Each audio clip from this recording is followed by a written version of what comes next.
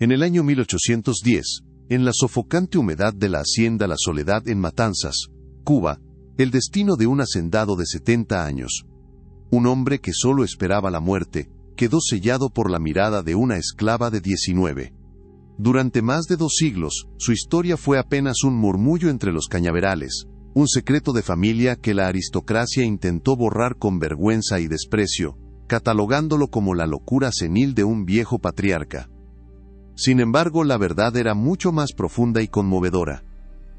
Estaba oculta en los diarios secretos de su difunta esposa, hallados en el doble fondo de un baúl de caoba, esperando para revelar la crónica de una conexión que desafió las leyes de Dios y de los hombres, y que cambiaría el destino de todos los que vivían bajo el opresivo sol del Caribe.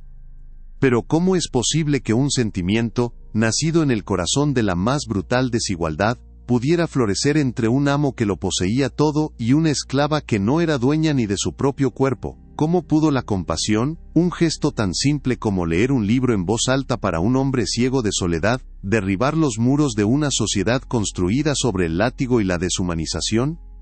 Esta historia nos obliga a preguntarnos si la verdadera nobleza reside en la sangre y el apellido, o en la capacidad de un alma para reconocer a otra, incluso a través del abismo infranqueable que separaba al señor del esclavo, a la libertad de la servidumbre, al poder absoluto de la impotencia total. Antes de revelarte lo que esos diarios confesaron sobre el verdadero lazo que unía a Graciela y a don Alejandro, un secreto que iba más allá del amor prohibido, dime desde qué parte del mundo nos acompañas, y suscríbete al canal para no perderte ni un detalle de este viaje al pasado. Créeme, la historia que estás a punto de descubrir te hará cuestionar todo lo que crees saber sobre el amor, el sacrificio y la justicia.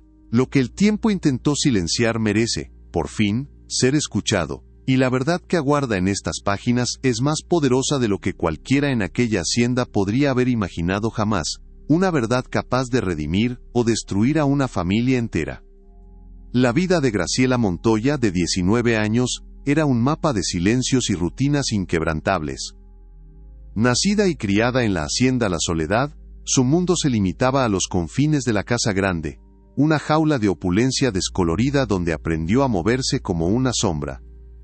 Sus días comenzaban antes de que el sol tiñera de naranja los campos de caña, encendiendo los fogones, puliendo la plata que nunca usaría, y sirviendo a una familia que apenas reparaba en su existencia. Era una esclava de casa, una posición que la libraba del brutal trabajo del campo, pero que la sometía a una vigilancia constante, a una humillación más sutil pero igualmente corrosiva.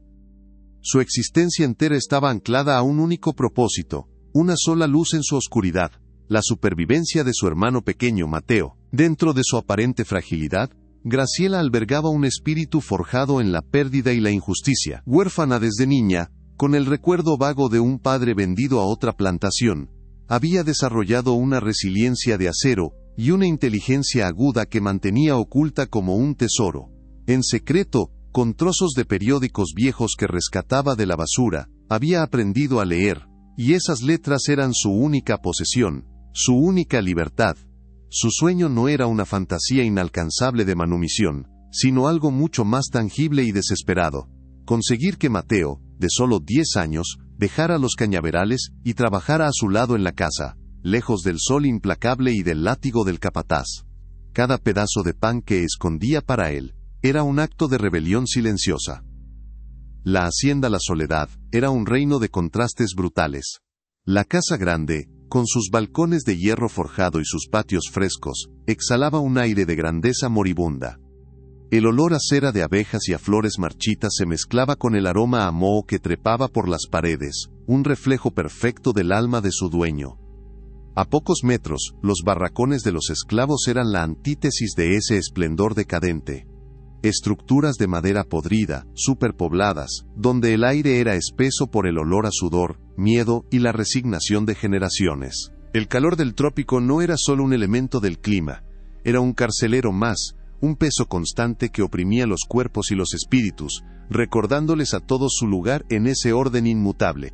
En este universo jerárquico y cruel, 2 figuras representaban las fuerzas que gobernaban la vida de Graciela. Por un lado estaba Ricardo, el capataz. Un hombre amargado y resentido, cuya crueldad hacia los esclavos era una proyección de sus propias frustraciones.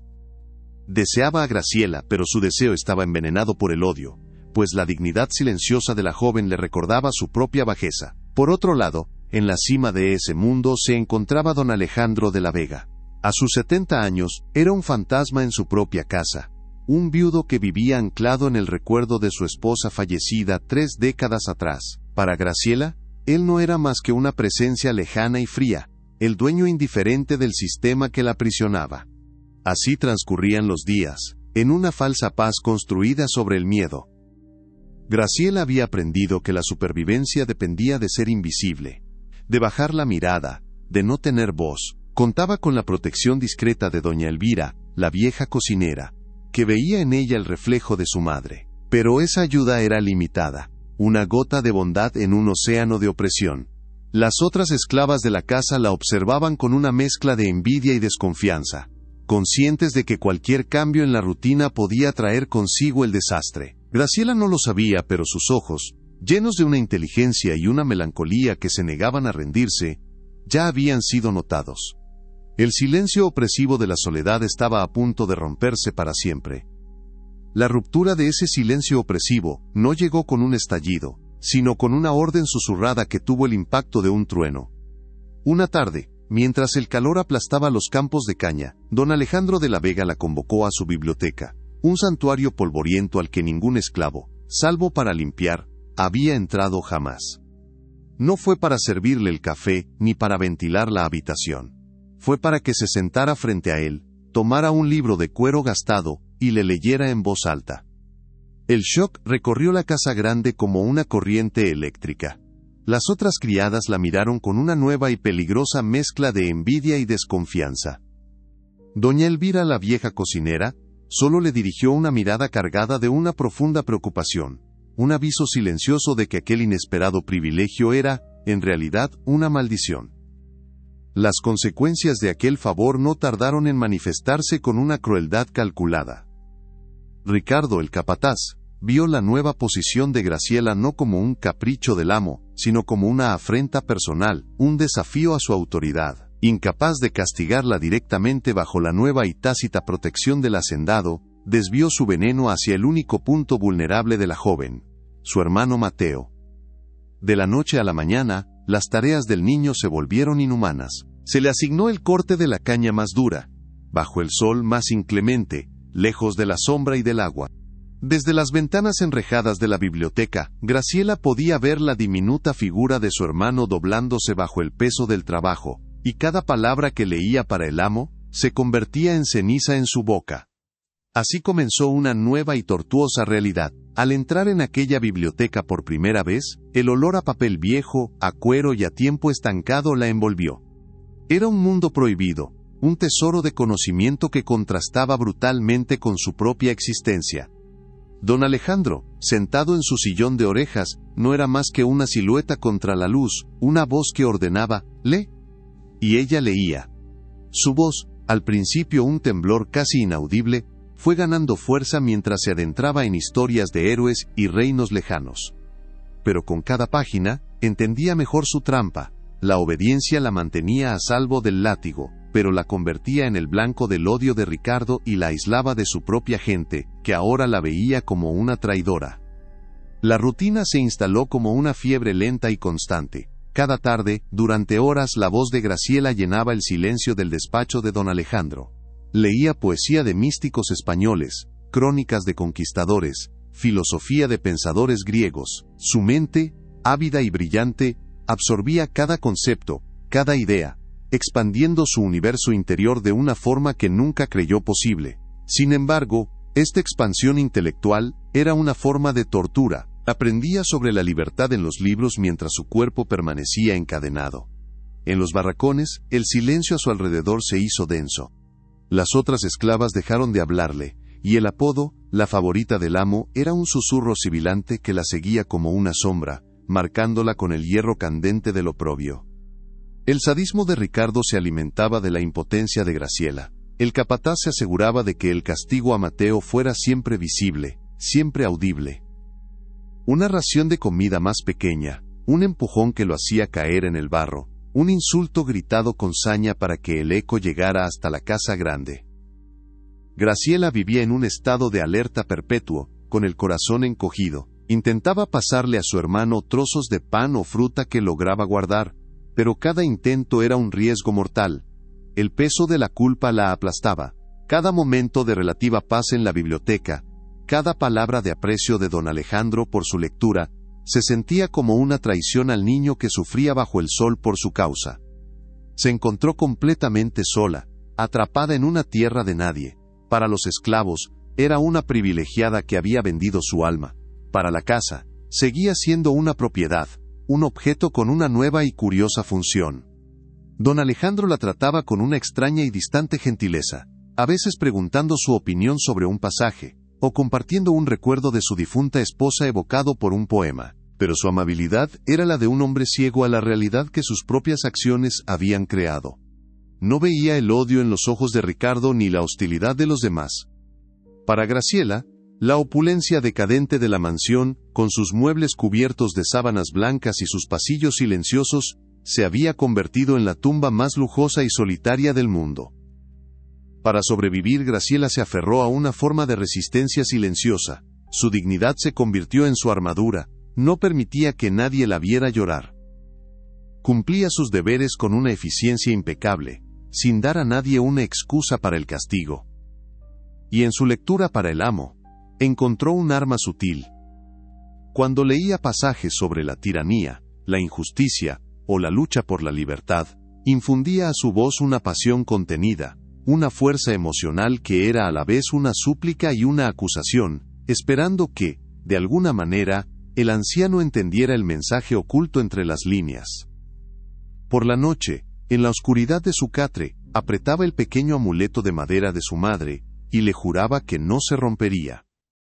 Las historias que leía se convirtieron en su refugio y en su campo de batalla. En las tragedias griegas, reconoció su propio destino impotente. En las epopeyas de rebelión, encontró una chispa de esperanza prohibida. El conocimiento, que una vez fue su único secreto de libertad, se transformó en una herramienta para comprender el mundo de su opresor. Empezó a entender la profunda soledad de don Alejandro, la amargura de un hombre que lo tenía todo y no sentía nada. Esta comprensión no generaba perdón, sino una claridad aterradora. Su amo no era un monstruo, sino un hombre roto, y eso, de alguna manera, lo hacía aún más peligroso, porque sus acciones nacían de un vacío que él mismo intentaba llenar. Desesperada doña Elvira, la cocinera, decidió arriesgarse. Viendo el tormento en los ojos de Graciela, y los moretones que a veces aparecían en los brazos de Mateo, se atrevió a hablar con el hacendado. Con la excusa de discutir los menús, mencionó sutilmente que el pequeño Mateo parecía demasiado frágil para el trabajo del campo, que quizás estaría mejor ayudando en la cocina. Don Alejandro, absorto en sus propios fantasmas, la escuchó con impaciencia y desestimó su preocupación como algo trivial. Una queja más sobre las inevitables durezas de la vida en la plantación. Para Graciela, que esperaba detrás de la puerta, aquella respuesta fue un golpe devastador. La última puerta de la esperanza se había cerrado. El sistema era un muro infranqueable.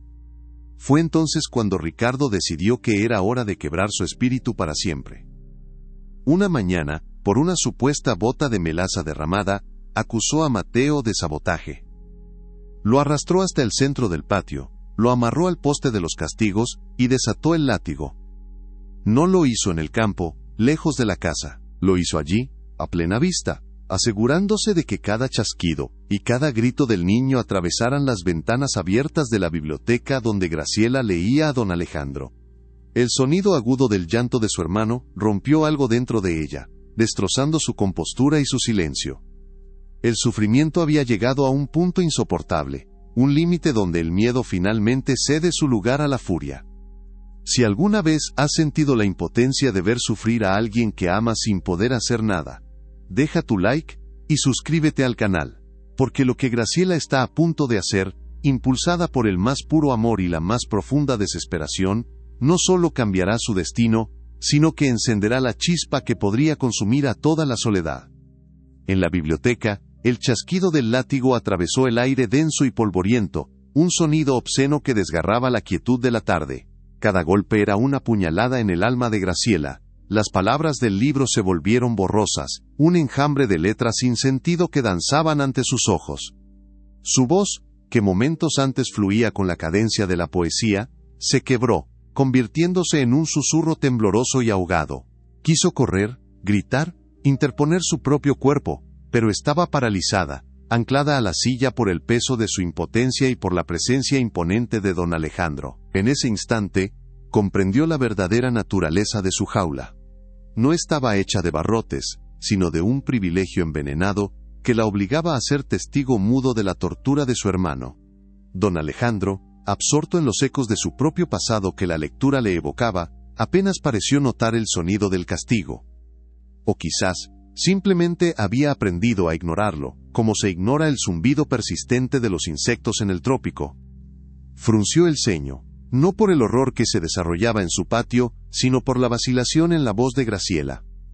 «Continúa», ordenó con una impaciencia desprovista de malicia, pero cargada de una indiferencia que era, en sí misma, una forma de crueldad. Para él, el mundo más allá de las paredes de su santuario era una abstracción, un mecanismo necesario para mantener su estilo de vida, y los gritos de un niño esclavo eran solo un engranaje más en esa vasta y ruidosa maquinaria. Cuando la sesión de lectura finalmente terminó, Graciela se retiró con una obediencia mecánica, sintiendo que su cuerpo se movía por sí solo mientras su espíritu se quedaba atrás, hecho pedazos. El trayecto desde la casa grande hasta los barracones fue un camino de espinas. El silencio de las otras esclavas era más ruidoso que cualquier acusación. Algunas desviaban la mirada con una mezcla de lástima y miedo, otras la observaban con un resentimiento frío. Veían en ella no a una víctima, sino a la causa del sufrimiento de Mateo. La soledad que siempre la había acompañado se transformó en un abismo, y ella estaba en el fondo, completamente aislada, repudiada por su propia gente por un crimen que no había cometido. Encontró a Mateo acurrucado en un rincón del barracón tratando de ocultar su espalda ensangrentada. No lloró, esa fue la peor parte. En sus ojos de 10 años no había lágrimas, solo una determinación sombría, el intento de un niño por parecer un hombre, para no añadir más dolor al corazón de su hermana. Graciela se arrodilló a su lado, sus manos temblando mientras aplicaba un ungüento de hierbas que doña Elvira le había preparado. Cada herida en la pequeña espalda de su hermano era una letra de los libros que leía para el amo, una palabra de libertad y justicia que ahora se sentía como la más amarga de las blasfemias, una burla cruel a su realidad. Esa noche, en la penumbra sofocante, mientras velaba el sueño febril de Mateo, Graciela sintió que una parte de ella moría. La joven que había encontrado consuelo en el conocimiento secreto de las letras se desvaneció, reemplazada por alguien endurecido por el odio y la culpa. ¿De qué servía entender el mundo a través de los ojos de los poetas si no podía cambiar ni un ápice de su propio infierno? La supervivencia, su único objetivo hasta entonces, ya no parecía suficiente. La resignación que la había mantenido a flote, se convirtió en una piedra que la arrastraba hacia el fondo, y por primera vez en su vida, un pensamiento prohibido y aterrador comenzó a tomar forma en su mente. La sumisión ya no era una opción. El sadismo de Ricardo, lejos de saciarse, se vio envalentonado por su éxito, había encontrado la forma perfecta de torturar a Graciela sin tocarla. Su crueldad se volvió más refinada, más psicológica, ya no necesitaba el látigo con frecuencia. En cambio, se deleitaba en asignarle a Mateo las tareas más agotadoras, en negarle el agua bajo el sol abrasador, en pasar junto a Graciela y susurrarle con una sonrisa torcida los detalles del sufrimiento del niño. Disfrutaba viéndola palidecer, viendo cómo sus ojos se llenaban de una angustia impotente. Cada día era una nueva lección sobre la fragilidad de su protección, un recordatorio constante de que, a pesar de las lecturas en la biblioteca, ella no era nada. Irónicamente, mientras el mundo de Graciela se desmoronaba, su vínculo con don Alejandro se profundizaba de una manera extraña y peligrosa. El anciano, notando la melancolía perpetua en sus ojos, comenzó a verla menos como una lectora y más como una confidente silenciosa. Le hablaba de su difunta esposa, Isabel, de su inteligencia y su espíritu indomable, proyectando en Graciela las virtudes de la mujer que había perdido. Le mostraba retratos antiguos y le leía pasajes de las cartas de su amada. Graciela escuchaba, atrapada en una dolorosa dualidad, sintiendo una compasión prohibida por la soledad de su amo mientras su corazón ardía de resentimiento por la ceguera que le impedía ver la tragedia que él mismo propiciaba. Doña Elvira, viendo cómo el espíritu de la joven se marchitaba, decidió intervenir de una forma más directa. Una noche, la apartó en la cocina y, con la voz baja y urgente de quien conoce todos los secretos de la hacienda, le habló del doble fondo de un viejo baúl de caoba que había pertenecido a la difunta doña Isabel. Ella guardaba allí sus pensamientos más secretos, susurró la anciana. Tal vez encuentres algo que te ayude a entender a este hombre, una llave para abrir su corazón o su conciencia. Pero ten cuidado, niña. Los secretos de los amos pueden ser un veneno tan mortal como el látigo del capataz. La propuesta era un riesgo inmenso, pero era también la única chispa de esperanza en una oscuridad total. La oportunidad se presentó durante una de las raras ausencias de don Alejandro, quien viajó a un pueblo vecino para atender asuntos de la plantación. Con el corazón martilleándole en el pecho, Graciela se deslizó en los aposentos privados del hacendado, un lugar tan prohibido que sentía como si estuviera profanando una tumba. Encontró el baúl al pie de la cama, cubierto por una fina capa de polvo. Sus dedos temblorosos buscaron el mecanismo oculto que Elvira le había descrito. Lo encontró, y con un suave clic, el fondo falso se abrió, revelando no solo uno, sino varios diarios encuadernados en cuero, junto con un fajo de cartas amarillentas atadas con una cinta de seda descolorida. Sostuvo aquellos diarios en sus manos, sintiendo el peso de décadas de secretos. El aire se llenó de una tensión casi palpable. Lo que contenían esas páginas podía ser su salvación o su condena definitiva. Podía ser la clave para liberar a su hermano, o el acto que los sentenciaría a ambos a una crueldad inimaginable.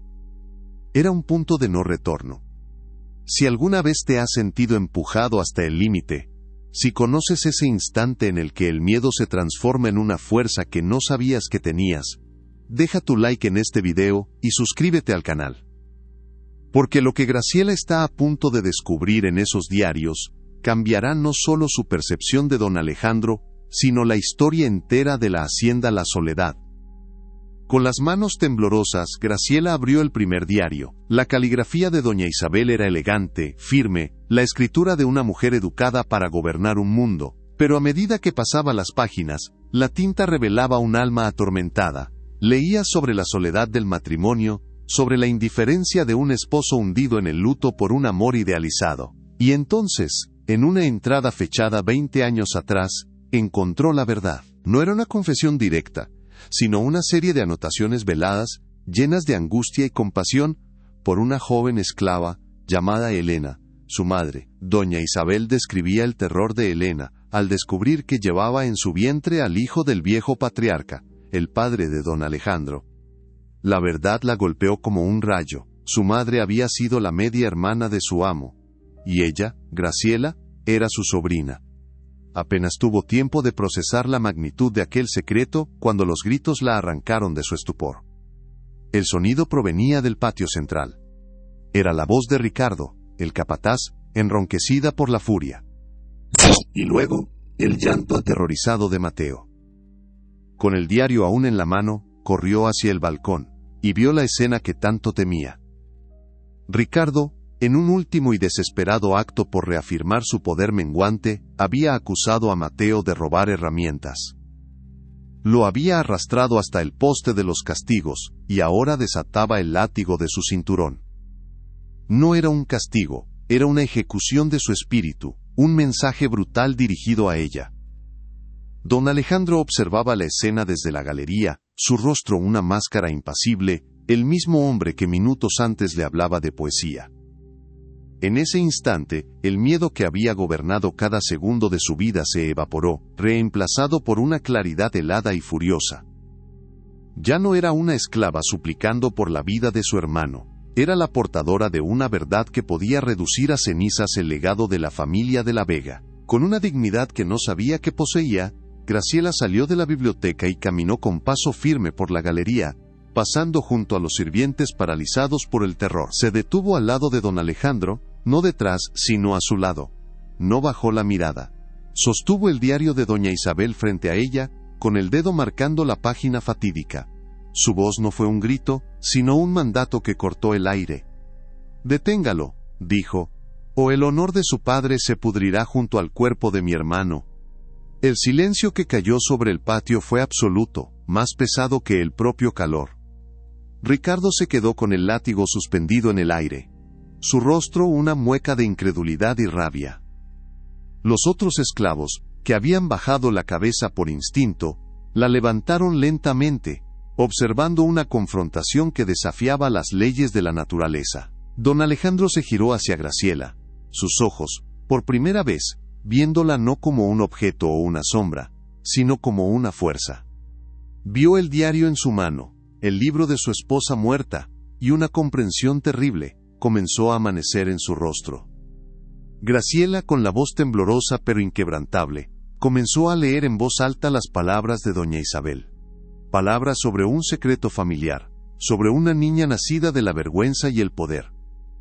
La confesión póstuma de su esposa resonó en el patio como una sentencia. Cada palabra leída por Graciela era una pieza de un rompecabezas que don Alejandro, en su ceguera autoimpuesta, se había negado a armar. La extraña familiaridad en los ojos de la joven, su inteligencia silenciosa, la conexión inexplicable que sentía hacia ella, no era la locura de un viejo, era el eco de la sangre. Comprendió el sacrificio silencioso de su esposa, que había conocido el pecado de su suegro, y lo había ocultado para proteger el nombre de la familia. Y comprendió su propia y monstruosa complicidad, la de un hombre que había permitido que la hija de su propia hermana fuera tratada como un animal en su patio. La vergüenza, un sentimiento que no había experimentado en décadas, lo inundó. Graciela está allí, de pie, con el diario de una mujer muerta en sus manos, habiendo expuesto la verdad que puede destruirlo todo. Don Alejandro acaba de entender que la esclava que tiene a su lado es la última descendencia de su propia hermana. El destino de todos en la soledad pende de su próxima palabra. Antes de revelarte la decisión irreversible que tomó en ese preciso instante, un acto que haría temblar los cimientos de la aristocracia cubana, suscríbete al canal y activa las notificaciones. Lo que sucede a continuación es el momento que define para siempre el alma de esta hacienda y el verdadero significado de la justicia. La reacción de Ricardo fue la de un animal cuya presa le es arrebatada. La confusión en su rostro se transformó en puro odio, pero un odio impotente. Ya no miraba a una esclava, sino a algo que no podía comprender. Una figura que había demolido la estructura de su mundo, con unas pocas frases leídas de un libro. Su autoridad, construida sobre el miedo y la violencia física, se disolvió en el aire. El látigo cayó de su mano flácida, golpeando el polvo con un sonido sordo y patético. Había sido desenmascarado no solo como un tirano, sino como un peón insignificante en un drama familiar mucho más grande y profundo. Su poder, que creía absoluto, se reveló como una ilusión frágil y la humillación pública lo marcó de forma indeleble. Para los aliados de Graciela, el momento fue una catarsis sobrecogedora. Doña Elvira, que observaba desde la puerta de la cocina, se llevó las manos a la boca, y las lágrimas que corrían por sus mejillas no eran de tristeza, sino de una vindicación que había esperado toda una vida. Vio en Graciela no solo a la niña que había protegido, sino a la encarnación de la justicia divina, la voz de todas las mujeres silenciadas en esa hacienda. Para los otros esclavos, la escena era casi un milagro. Por primera vez en sus vidas, veían a uno de los suyos enfrentarse al poder del amo, y no ser destruido. Fue como ver una grieta abrirse en el cielo de plomo que siempre había estado sobre sus cabezas, dejando pasar un único e increíble rayo de luz. El impacto en la casa grande fue un terremoto silencioso. Los otros sirvientes, los que habían susurrado sobre Graciela con envidia y desdén, ahora la miraban con una mezcla de asombro y temor. La favorita se había revelado como algo mucho más poderoso, la heredera de un secreto que le otorgaba un tipo de nobleza que no venía de títulos, sino de la verdad. El orden jerárquico que había gobernado sus vidas se había invertido en un instante. La esclava que servía el café, ahora tenía el poder de destruir la reputación de la familia a la que servía. El escándalo no era solo una posibilidad, era una certeza que ya comenzaba a envenenar el aire de la soledad.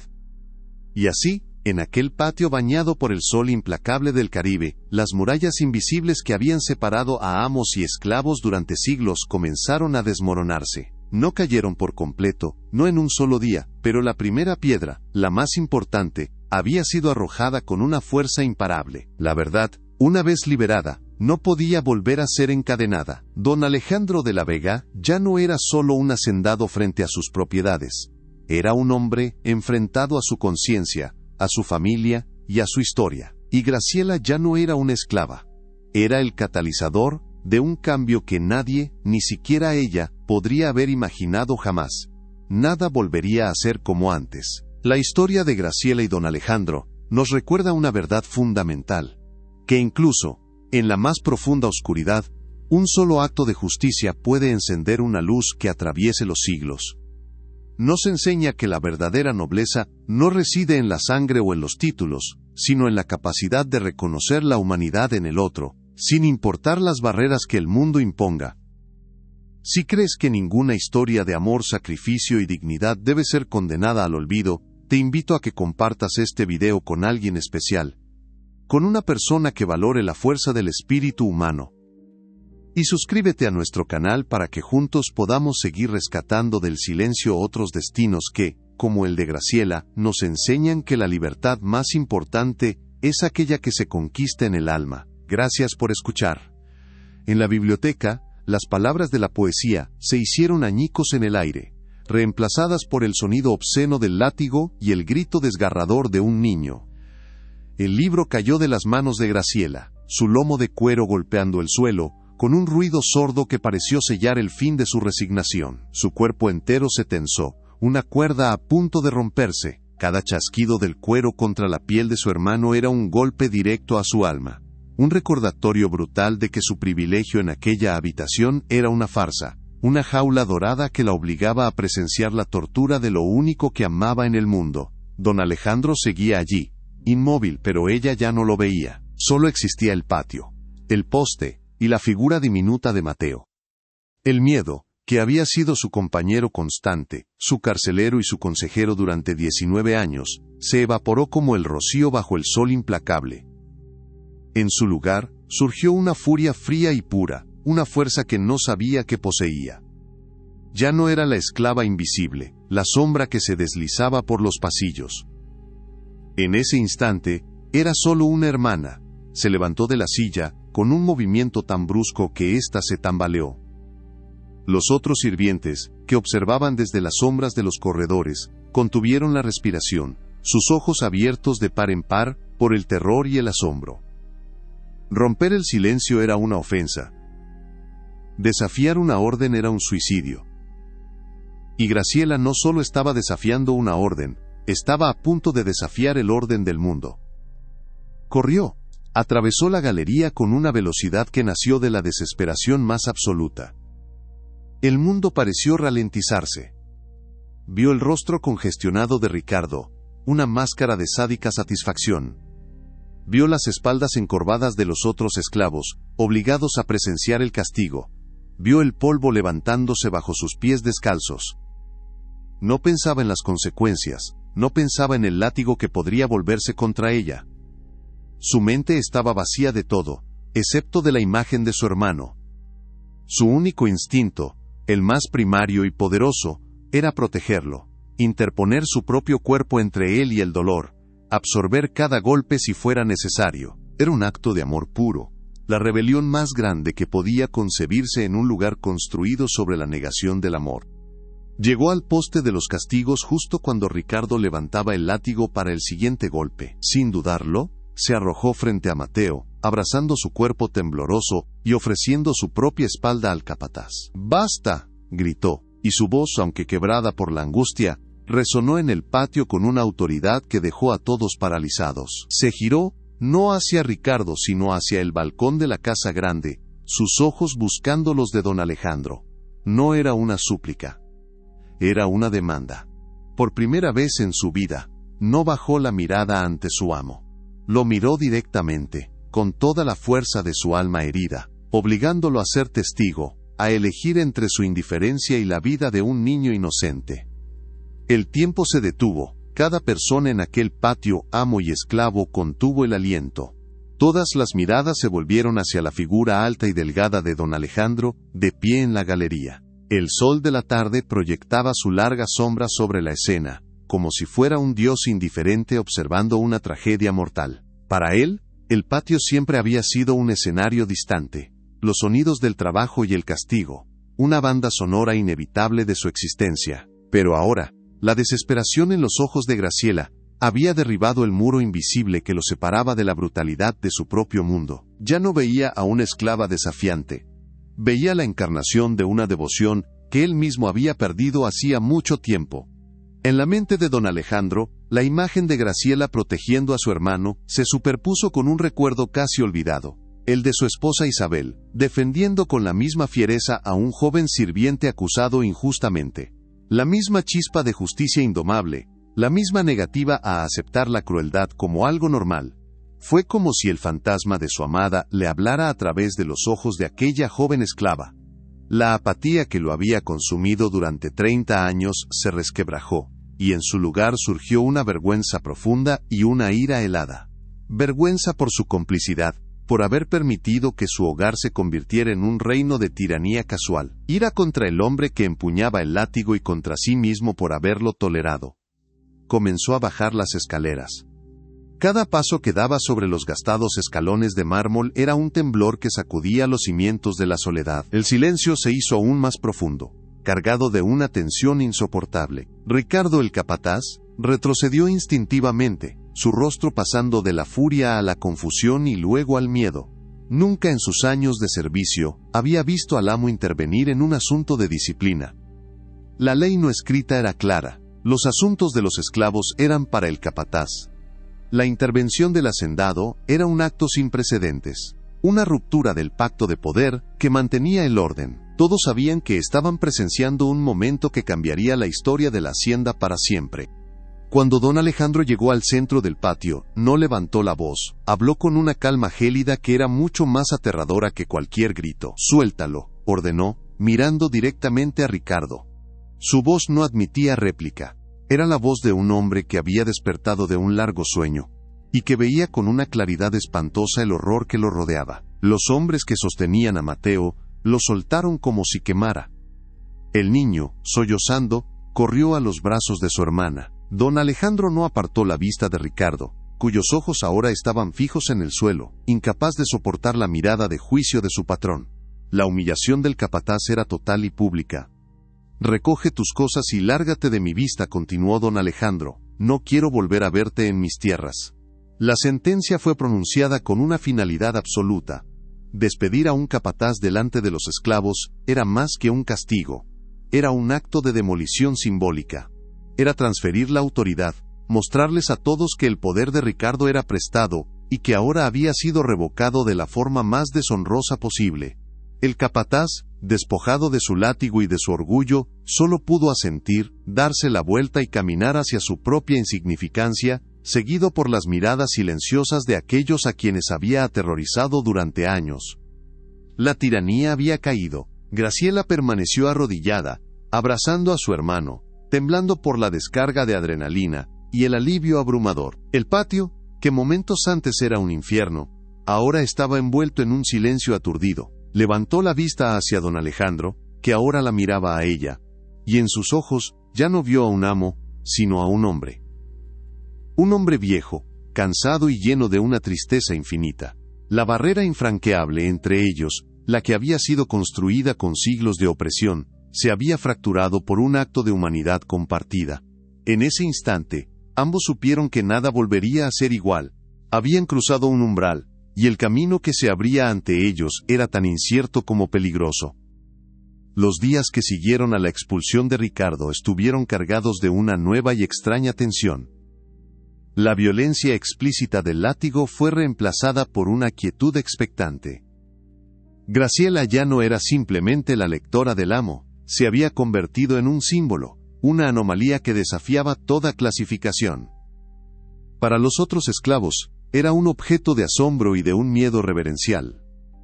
Para el personal de la casa, una fuente de confusión. Y para don Alejandro, era un recordatorio constante de su fracaso moral y de una responsabilidad recién descubierta. La dinámica de poder en la soledad se había reescrito, y todos estaban aprendiendo a leer el nuevo y desconcertante texto de sus vidas. Don Alejandro se encerró en su biblioteca, pero ya no para escapar en los mundos de los libros. Ahora, el silencio de la habitación era un tribunal donde se juzgaba a sí mismo. Las palabras de los filósofos sobre la justicia y la virtud, que antes eran meras abstracciones intelectuales, ahora lo acusaban directamente. Se veía a sí mismo con una claridad brutal, un hombre que había presidido un sistema de crueldad no por malicia, sino por una indiferencia perezosa, la cual era quizás un pecado aún mayor. La imagen de Graciela protegiendo a su hermano se había grabado en su mente, y con ella, la comprensión de que la redención, si era posible, exigiría mucho más que un solo acto de intervención. Una tarde, convocó a Graciela a su estudio. Esta vez, no había ningún libro esperándola. El aire estaba cargado de una solemnidad que le oprimió el pecho. Don Alejandro, con la voz grave de quien ha tomado una decisión irrevocable, le comunicó su intención. «Tú y tu hermano seréis libres», dijo. «Redactaré vuestras cartas de manumisión. Es lo único justo». Para Graciela, la palabra libres era tan vasta y tan extraña, que apenas podía comprenderla. Era el sueño imposible, la fantasía susurrada en la oscuridad de los barracones, y ahora se la ofrecían como una realidad. Una mezcla de alegría incrédula y un miedo profundo a lo desconocido la invadió, dejándola sin palabras. Para formalizar los documentos de libertad, don Alejandro necesitaba los antiguos registros de la hacienda, donde constaban los nombres y linajes de cada esclavo. Pasó días enteros revolviendo arcones polvorientos y legajos olvidados en un cuarto trasero de la oficina. El proceso era un viaje doloroso a través de la historia de su familia, una crónica de compra y venta de seres humanos que ahora le repugnaba. Cada página amarillenta era un testimonio del pecado original sobre el cual se había construido su fortuna.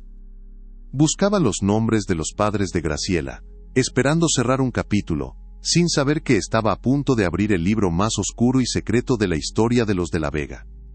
Fue entonces cuando la encontró. Escondida en el doble fondo de un baúl de viaje que había pertenecido a su esposa Isabel, había una pequeña caja de madera de sándalo. Dentro, no había joyas ni recuerdos sentimentales, sino varios diarios encuadernados en cuero fino.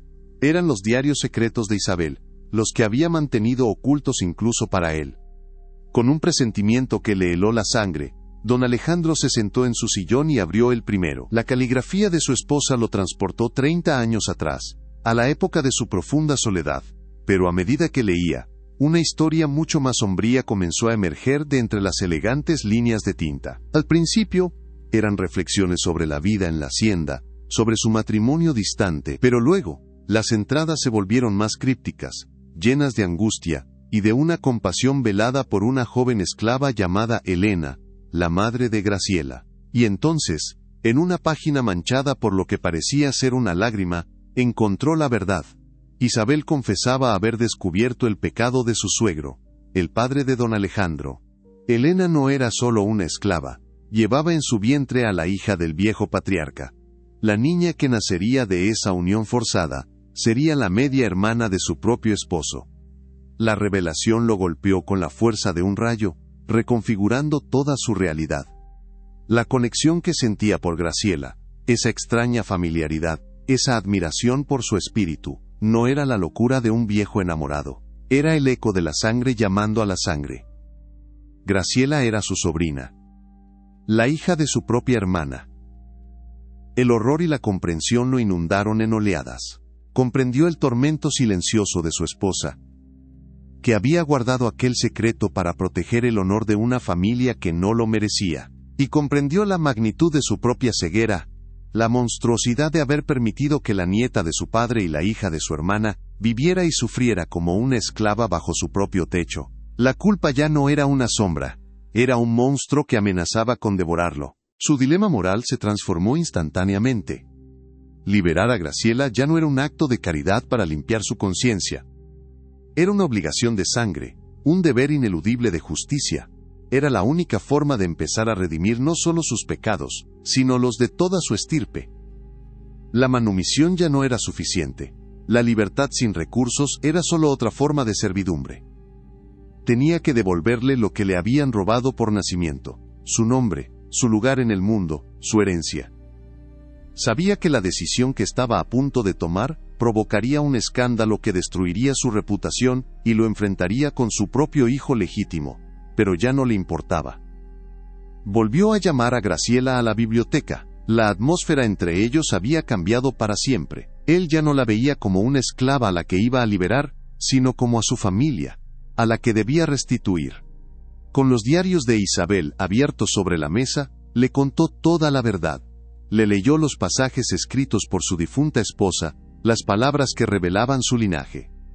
Le habló del pecado de su abuelo y del silencio de su tía. Le devolvió la historia que le habían negado. Para Graciela, la confesión fue un terremoto que sacudió los cimientos de su identidad. Su vida entera, definida por la esclavitud, se reveló como una mentira. No era solo Graciela.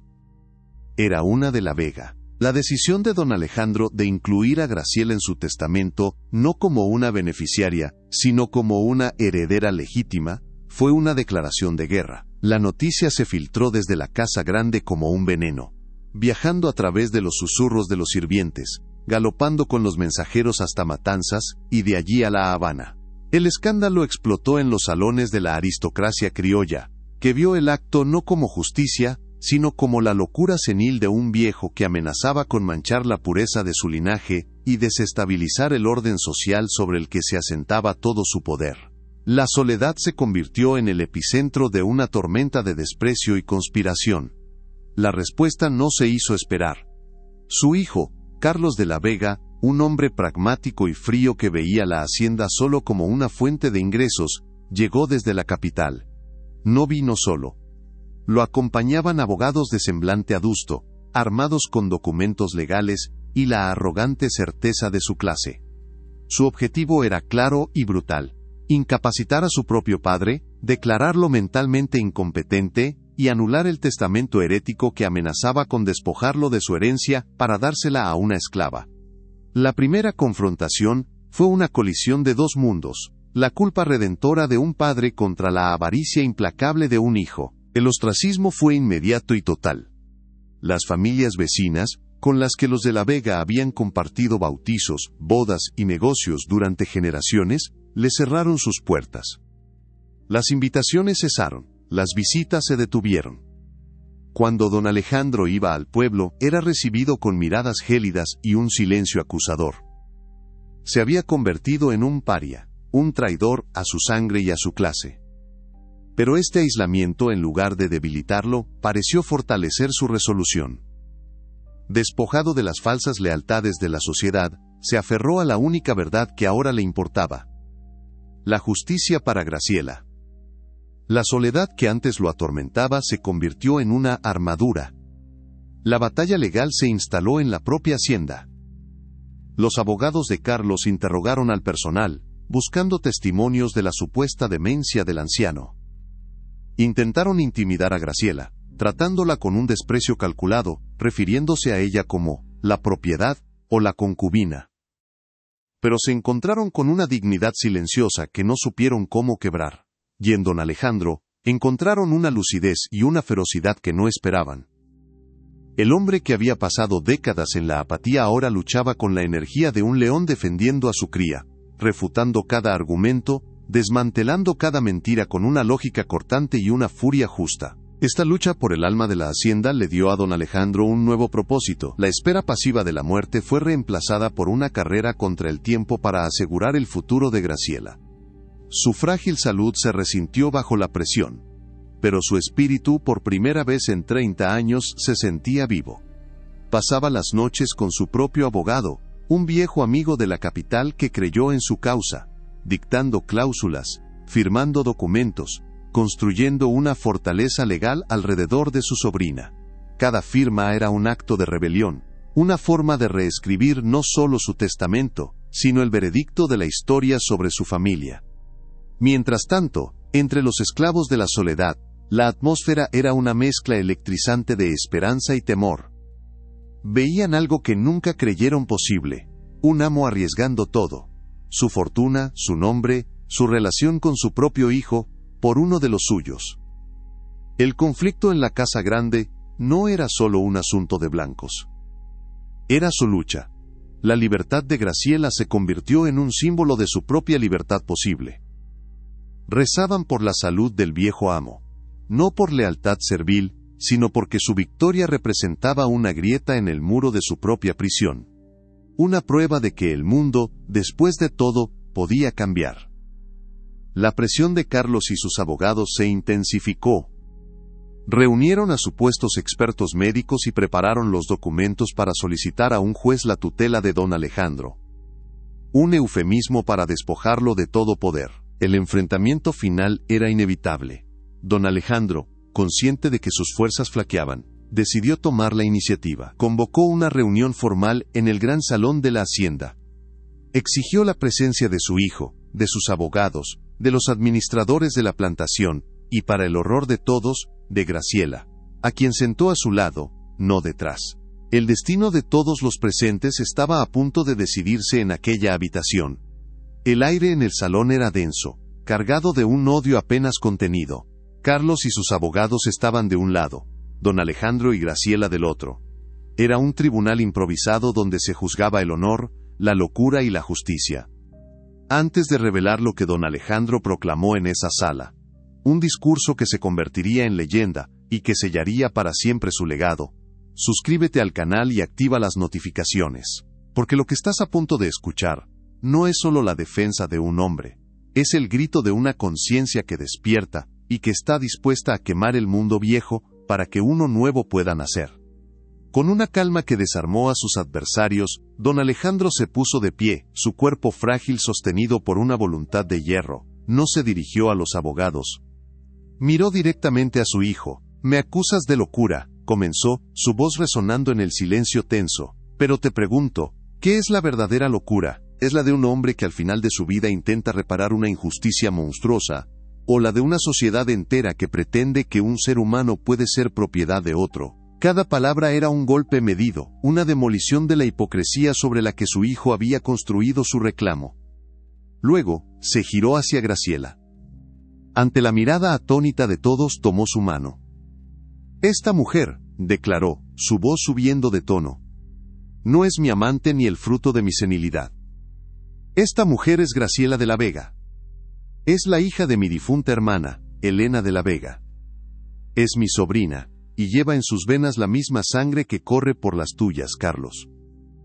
La confesión cayó en la sala como una bomba, destrozando el último vestigio de la narrativa de Carlos. No estaba defendiendo a una esclava, estaba reconociendo a su familia. Estaba exponiendo el pecado de su padre para limpiar el nombre de su sobrina, un sacrificio de su propio honor para devolverle el suyo a ella. El impacto de la revelación dejó el aire sin oxígeno. Carlos de la Vega, que había entrado en aquella sala con la arrogancia de un conquistador, se quedó petrificado, su rostro una máscara de incredulidad que lentamente se resquebrajaba para dar paso a una furia lívida.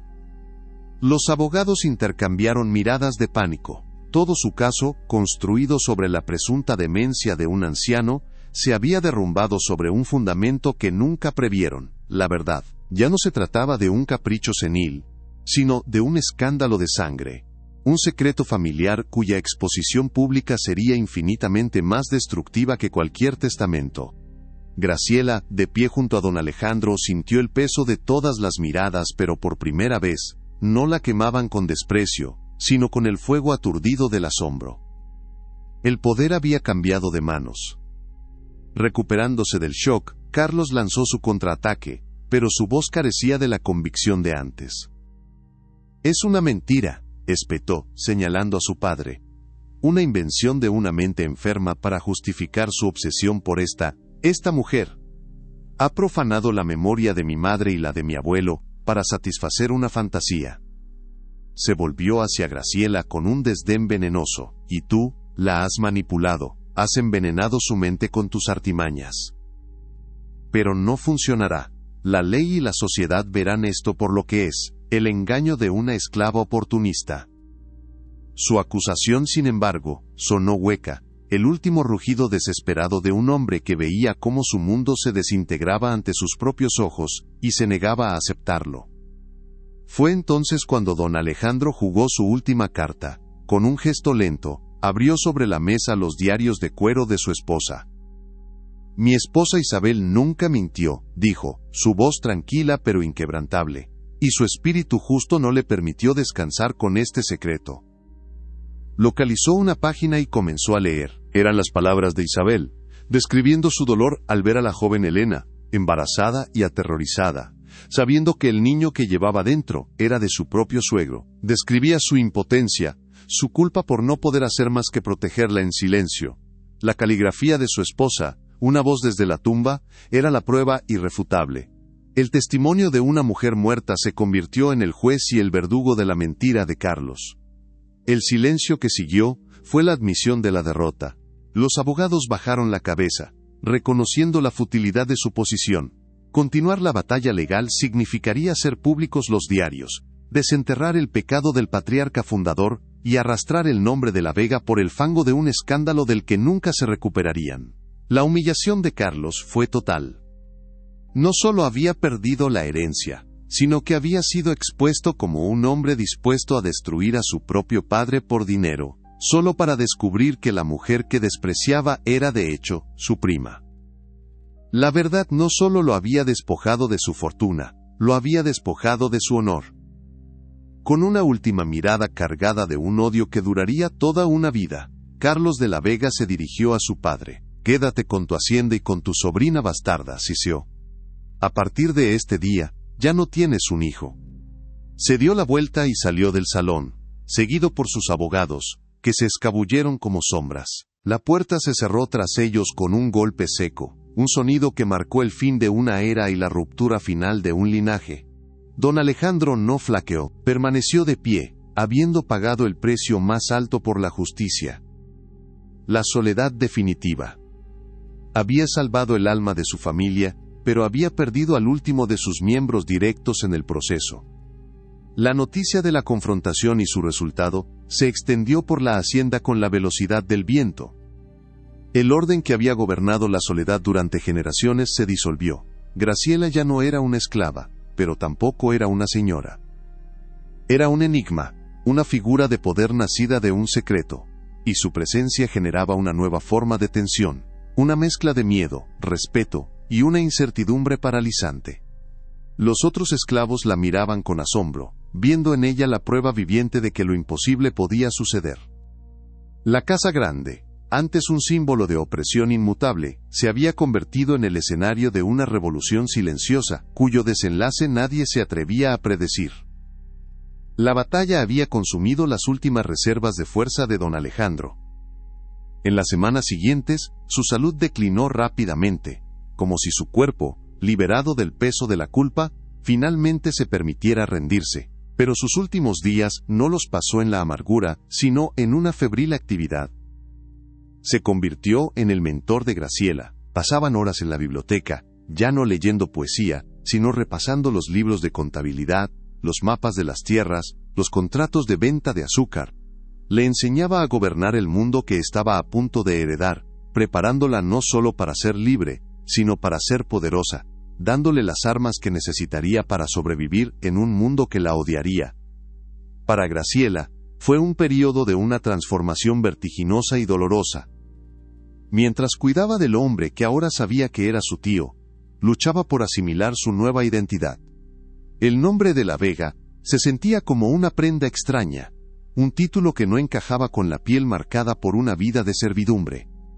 El miedo y la sumisión, grabados en su alma desde la infancia, luchaban contra la nueva sensación de autoridad y la abrumadora responsabilidad que recaía sobre sus hombros. Tenía que aprender a olvidar los instintos de una esclava para abrazar el destino de una mujer que, contra todo pronóstico, se había convertido en la dueña de su propio destino. Don Alejandro murió una mañana de otoño, mientras la luz suave entraba por la ventana de su habitación. Su muerte fue serena, la de un hombre que había encontrado la paz en su último acto. Graciela estaba a su lado, sosteniendo su mano. En su fallecimiento no hubo tragedia sino una sensación de ciclo completado, de una deuda finalmente saldada. Él le había devuelto su nombre y su libertad.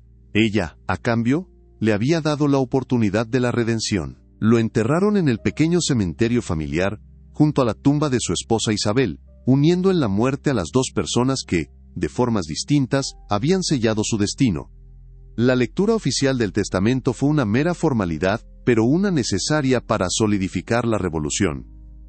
Ante los ojos incrédulos de los funcionarios de Matanzas, se leyó la última voluntad de don Alejandro de la Vega. La hacienda La Soledad, con todas sus tierras, edificios y activos, era legada en su totalidad a su sobrina, Graciela Montoya de la Vega. El documento era una fortaleza legal, inexpugnable, redactado con la precisión de un hombre que sabía que estaba declarando la guerra a su mundo. Con la caída del martillo del notario, la transferencia de poder fue absoluta. La esclava que había nacido en los barracones, era ahora una de las terratenientes más ricas de la región. El primer acto de Graciela como dueña de La Soledad, no fue ocupar la casa grande ni disfrutar de su nueva riqueza. Fue un acto que cimentaría su leyenda. Convocó a todas las personas esclavizadas de la hacienda en el mismo patio donde su hermano había sido azotado. De pie en la galería, no como una nueva ama, sino como una igual, les habló. Su voz era firme, cargada con el peso de la historia compartida. Anunció que la fortuna de los de la Vega, construida sobre el sudor y la sangre de sus ancestros, no sería utilizada para perpetuar el sistema, sino para desmantelarlo desde sus cimientos, ladrillo por ladrillo. Con la ayuda del leal abogado de don Alejandro, comenzó el meticuloso y complejo proceso de liberar a cada familia. No se limitó a firmar las cartas de manumisión. Entendía que la libertad sin recursos era una trampa. Por ello, asignó una porción de las ganancias de la última cosecha de azúcar a cada familia, una pequeña suma para que pudieran comenzar una nueva vida, comprar un pequeño terreno o un pasaje lejos de Matanzas. Era un acto de reparación, un reconocimiento de que la deuda acumulada durante generaciones no podía pagarse solo con un papel, sino con la posibilidad real de un futuro.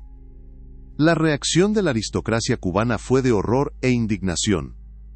Los hacendados vecinos vieron las acciones de Graciela no como un acto de justicia, sino como una traición suicida a su clase, un precedente peligroso que podría inspirar revueltas y desestabilizar la economía de la isla, basada en la esclavitud. Intentaron aislarla, negándose a comerciar con La Soledad, presionando a los mercaderes para que no compraran su azúcar. Pero Graciela no estaba interesada en mantener la plantación, su objetivo era otro, mucho más radical, la disolución completa de aquel reino de dolor. Rechazó la casa grande como su hogar. Para ella sus paredes estaban impregnadas de demasiados fantasmas, de demasiada soledad. En un acto de profunda simbología, transformó el opulento salón principal en una escuela improvisada. Allí, cada tarde, ella y Mateo, ahora un joven libre y orgulloso, enseñaban a leer y escribir a los niños de las familias recién liberadas. Les entregaba la misma herramienta que le había permitido a ella descifrar su propio destino y conquistar su libertad. El conocimiento, que había sido su secreto, se convirtió en su regalo, su forma de armar a la siguiente generación para el mundo que les esperaba. Mateo floreció lejos de la sombra del látigo. La libertad le devolvió la luz a sus ojos y la risa a su voz. Se convirtió en el protector de su hermana, su confidente y su mano derecha en la compleja tarea de desmantelar la hacienda. Su transformación, del niño aterrorizado en el poste de los castigos al joven instruido que ayudaba a redactar los documentos de libertad de otros, fue el testimonio más poderoso del legado de Graciela. Su amor fraternal, que había sido el catalizador de toda la historia, era ahora la fuerza que construía un nuevo futuro para decenas de personas. A medida que las familias se marchaban, con sus documentos de libertad en la mano y una esperanza incierta en el corazón, la soledad comenzó a vaciarse. Graciela procedió a vender las vastas extensiones de tierra, pero no a otros grandes terratenientes. Las dividió en pequeñas parcelas que vendió a precios justos a pequeños agricultores y a algunas de las familias liberadas que desearon quedarse y trabajar la tierra por sí mismas. Metódicamente, desmanteló el latifundio, asegurándose de que la hacienda, como entidad de opresión, dejara de existir para siempre. estaba borrando la cicatriz del paisaje. Cuando la última familia se fue, y la última parcela de tierra fue vendida, la misión de Graciela en Cuba había terminado. Ella y Mateo, ahora con recursos suficientes para empezar de nuevo en cualquier parte del mundo, hicieron las maletas. Su partida fue silenciosa, sin despedidas. Una mañana, simplemente se fueron, dejando atrás la isla que había sido su cuna y su prisión. No buscaban poder ni reconocimiento, buscaban un lugar donde el nombre de La Vega no significara nada, un lugar donde pudieran ser simplemente Graciela y Mateo, dueños de sus propias vidas, constructores de su propio legado. La historia de la Hacienda La Soledad se convirtió en un susurro, una leyenda entre las comunidades de la región. Se hablaba de la niña Graciela, la esclava que heredó el mundo de su amo solo para regalarlo. Para los terratenientes, su nombre se convirtió en una advertencia, un cuento sobre la locura y la ruina. Pero para los descendientes de aquellos que ella liberó, su historia se transmitió de generación en generación como un evangelio de esperanza, la prueba de que la justicia, aunque rara y costosa, a veces podía florecer en el suelo más envenenado. Con el tiempo, la naturaleza reclamó lo que quedaba de la casa grande. Las paredes de piedra se cubrieron de enredaderas, los patios se llenaron de maleza. El lugar que una vez fue el corazón de un imperio de azúcar y sufrimiento, se disolvió de nuevo en el paisaje tropical, convirtiéndose en nada más que un eco. El nombre La Soledad se desvaneció de los mapas, pero su historia sobrevivió en la memoria de la gente, una memoria que resultó ser más duradera que la piedra y el mortero, una memoria de redención y liberación. Siglos más tarde, en un archivo polvoriento de La Habana, un historiador encontraría un fajo de documentos, los diarios de una hacendada llamada Isabel, un testamento que desafiaba todas las convenciones de su época, y una serie de cartas de manumisión que liberaron a más de 100 almas. Estos papeles, rescatados del olvido, dieron voz a la leyenda, confirmando que la increíble historia de Graciela de la Vega no era un mito. Era la crónica de un amor que trascendió la muerte, de una culpa que encontró redención, y de una dignidad que, una vez reclamada, se negó a ser silenciada. La vida de Graciela nos enseña que la herencia más valiosa no es la que se encuentra en la tierra o en el oro, sino la que se forja en el coraje de un espíritu indomable. Nos recuerda que un solo acto de justicia, por tardío que sea, puede enviar ondas a través de las generaciones, sanando heridas que parecían incurables. Su viaje desde la invisibilidad de la esclavitud hasta convertirse en la arquitecta de la libertad de su propia gente es un testimonio del poder transformador de la verdad y la compasión en un mundo empeñado en negarlas. Si crees que ninguna historia de amor verdadero y justicia debe ser olvidada, comparte este video con alguien especial, y suscríbete al canal para conocer más destinos que el tiempo intentó borrar, pero que se rehusaron a permanecer en silencio. Porque cada historia rescatada del olvido es una luz que nos guía, recordándonos que incluso en la más profunda oscuridad, el espíritu humano tiene la capacidad no solo de sobrevivir, sino de reescribir su propio destino contra todo pronóstico. Gracias por acompañarnos en este viaje. Con las manos temblorosas, Graciela abrió el primer diario.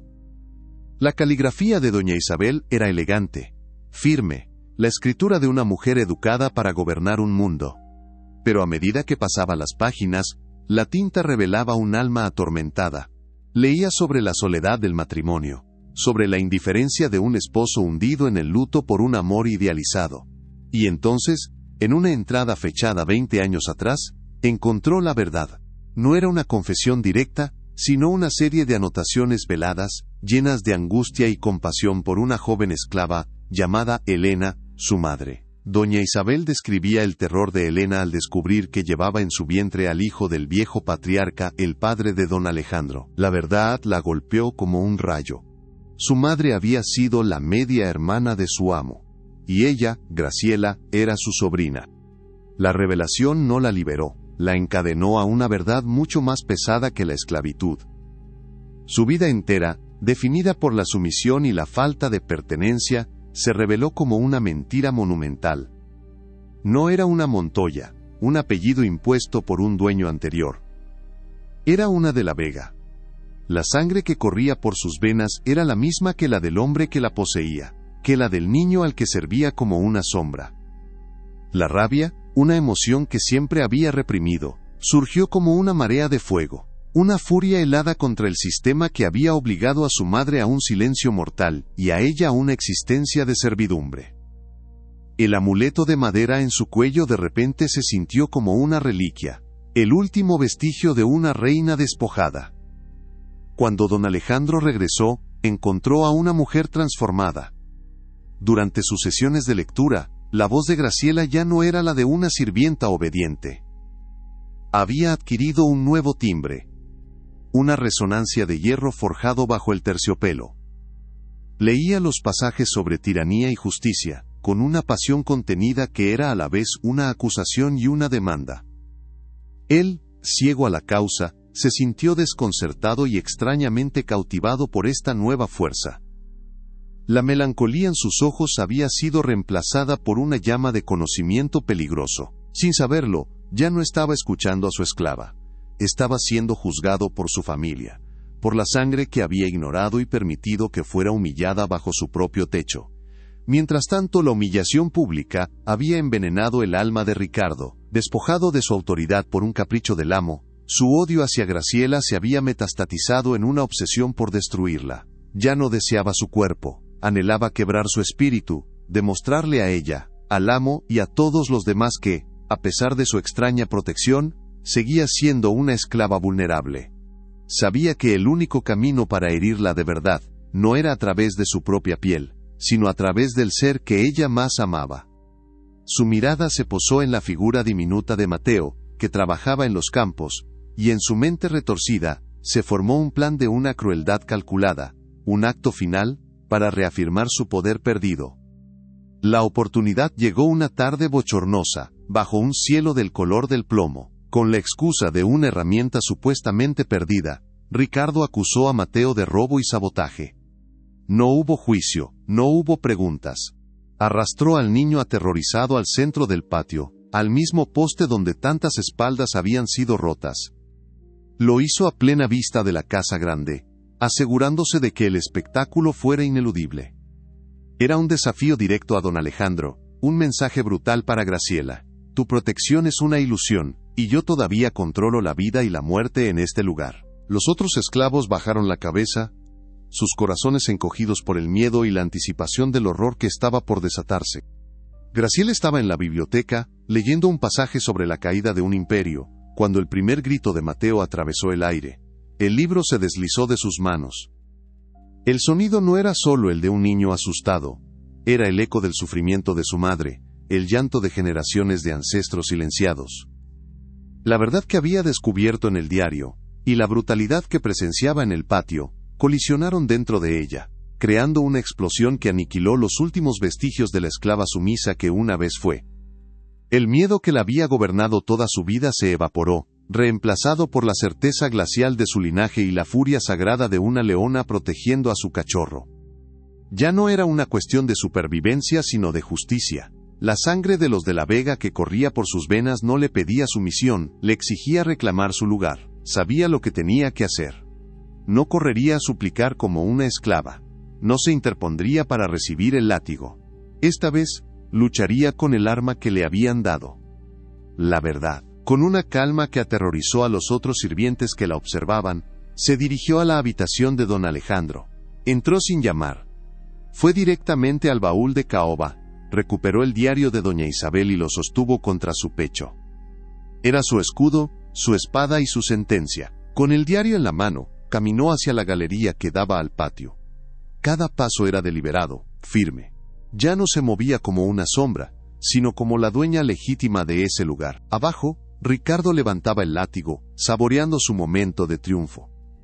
Don Alejandro observaba desde el otro extremo del balcón, su rostro una máscara de conflicto y fatiga. Graciela se detuvo, no detrás de él, sino a su lado, una igual. No le dirigió una súplica, sino una orden silenciosa con la mirada. El destino de todos en la soledad pendía de un hilo, y ella sostenía las tijeras, lista para cortar los lazos que los habían atado a todos a una mentira. No esperó a que él reaccionara. Con una voz clara y resonante que se proyectó sobre el silencio aterrorizado del patio comenzó a hablar. «Don Alejandro», dijo, su tono desprovisto de la deferencia servil de siempre. Antes de que permita que la sangre de un inocente manche esta tierra una vez más, hay una historia que debe escuchar. La historia de su padre, de su esposa, y de la sangre que usted ha ignorado. Sostuvo el diario en alto, no solo como una prueba, sino como una bandera de rebelión. El mundo de la hacienda La Soledad, con sus reglas inmutables, y sus jerarquías de hierro, se detuvo, conteniendo el aliento ante el inminente terremoto. El enfrentamiento ya no era entre amo y esclava, ni entre capataz y víctima. Era una colisión de legados, una batalla por el alma de una familia y el futuro de una hacienda. Graciela, armada con la verdad de una mujer muerta, estaba a punto de desatar una tormenta que podría liberarlos a todos o ahogarlos en el escándalo y la ruina. Todo lo que había sido, todo lo que se creía cierto, estaba a punto de ser reducido a cenizas por las palabras que saldrían de su boca. El silencio que precedió a su revelación fue el más ruidoso que la Soledad había conocido jamás, el preludio de una justicia largamente esperada.